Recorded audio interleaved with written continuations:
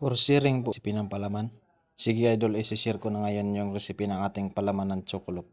At ayan na nga, may naghanda na ako ng 1 kilo na harina third class at 1 kilo din na white sugar.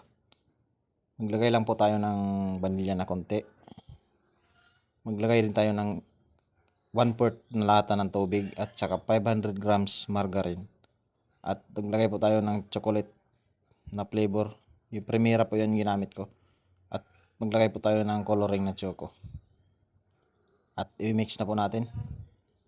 At pwede na rin po kung wala kayong chocolate na coloring wala kayong chocolate na flavor, pwede po Nescafe po na stick yung ilalagay.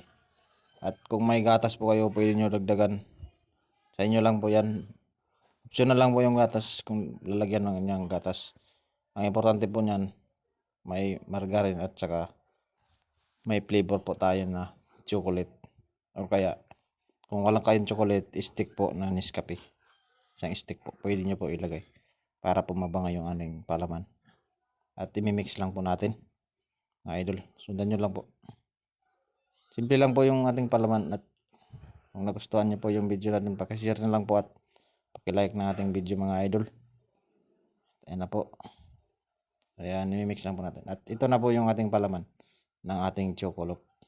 Pwede na rin po yan sa mga tinapay at choco po. At kung nagustuhan nyo po yung ating video, mga idol, pakishare lang po at pakilike, pakipollow po ng aking Facebook. At good luck po sa ating lahat.